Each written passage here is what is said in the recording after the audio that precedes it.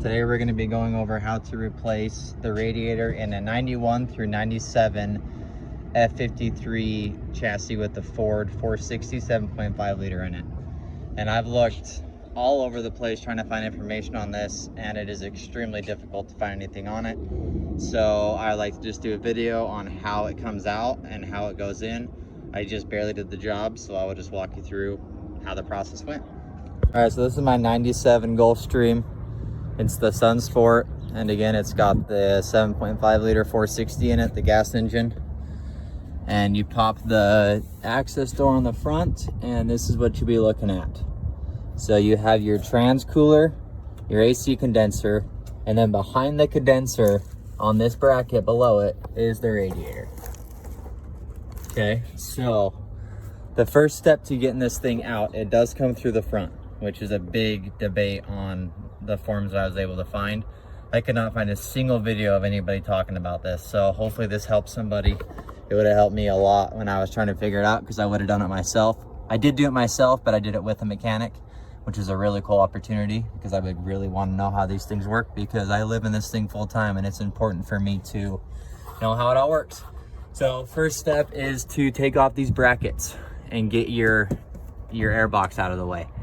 There are a couple of the mounting bolts up into here on your box, and then you have to disconnect the your coolant or your intake hoses in the front, like underneath the access door. I'll show you guys that as well. I've taken my cover all the way off. I'll just show you guys right here. So you just unscrewed these two clamps and then move this out of your way, and then you can pull the air box. We pulled it out the front to get out of our way. Once your intake's out of the way, go ahead and take off these two brackets. That will allow your trans cooler to be leaned against the front. And then after you get to that point, you got to take off your canister, which is just two bolts right on the inside of here. They are hard to access, but there's just two right there. And then you have your, once all that's out of the way, you'll be right to your condenser. So then you'll be taking this bolt off and this bolt off, which I just barely loosened this because I had to fix a clamp. I had a little leak. So I gotta tighten that back up. But anyways, take these two bolts out, and then this thing, it's just locked into pins here. So that guy sits right into these pins right here. So it's just resting on the bottom.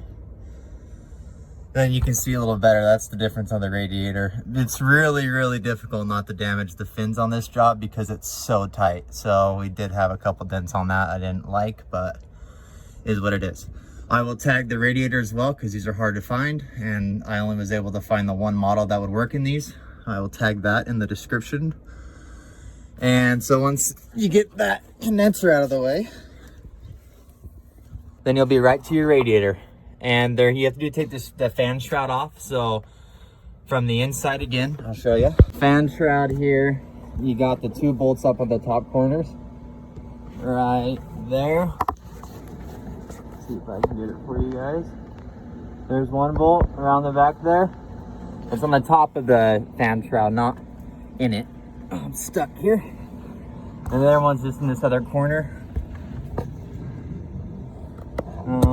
Right there. Oh, it's hard to see. But it's just up in that other corner right there. There's just two that hold the fan shroud on. And that also clips in the bottom. That fan shroud is just pushed up against your fan. Get it out of the way, it just clips in the bottom into little grooves. Then you'll be right to your radiator. Your radiator is only held in by two bolts at the top. Unbolt the two bolts at the top. They are connected to this, so it's all that same. Actually, I don't think that's true. I think they're behind that. They're mounted onto that bracket though. That's the radiator. Anyways, so there's just two bolts that pop the radiator off, and the radiator has a bottom radiator hose on the very bottom. And you have one on the top on this side, on the passenger side on the top. That one's the hardest one to get to. And then there's a small one right on this top corner. It's just like this size. That runs into the top. And there's two transmission coolant lines. One's about right here on the back, and then one's about right here. I'll show you guys those actually get under here. This is how I accessed almost from this side, on the driver's side. And then there's that little hose that I was talking about. And then there's your one transmission line, and then the second transmission line right there. And that's a good angle for the fan shroud too. So that will just be pushed up against your serpentine belts. Get out of the way. Oh, look at that radiator, baby.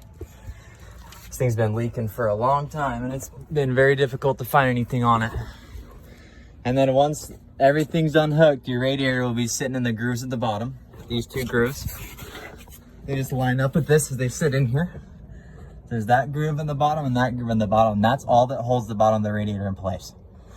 So once you have the two bolts on top of the radiator unbolted, the hose is taken off, this is your bottom coolant line, then you will literally be able to work it out throughout this opening in the front. And this is obviously the top of the coolant here, but that's the edge of the radiator right there. So once your canister's out of the way, your transcooler's out of the way, and your condenser's out, then your radiator will pop straight out. It took from start to finish. Neither one of us had done it before. He was a mechanic. I'm a learning something. Who knows what I even call myself anymore. So without any information prior to this, besides reading a couple of blogs of people talking about it, we had the old radiator out in an hour and the new radiator put in 2 hours. So it was a 3-hour job start to finish. Very simple.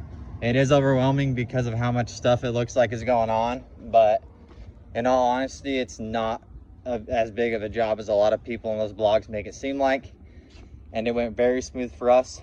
And the radiator I got from Superior Cooling, and I've done mountain passes, I have done heavy climbs, heavy acceleration. I've drove the shit out of this thing, and it's staying cool. So we are good to go.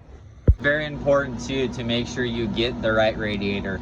Even if you find one, this one was a $1,000 radiator, and that's about what they cost to get the right one. There are people that have gotten a couple $100 radiator that they found somewhere, which I couldn't even find, but it was a 15 fin per inch radiator. It was the same size, but it didn't keep the RV cool, so they had to replace it with a different one. So if I was anybody doing it, I would just order the one right from Superior. We know it's the right one, we know it works good, and yeah, they're great to work with. And it can be pretty tricky because the part numbers that pull up with these things do not pull up the correct radiator. It is very, very, very important. People do not just go to AutoZone and tell them the freaking make and model and get a radiator, because it will not fit. So be wary of that. Feel free to leave any questions in the comments or additional information. This has been a learning curve for me, so I'm not claiming to know everything by any means, but I did learn a lot, and I would love to help people if they're struggling with this issue. So, and please like and subscribe if you found value in this video. I would really appreciate it. And yeah, welcome to the journey. Thanks for watching. Glimpse of Freedom. Out.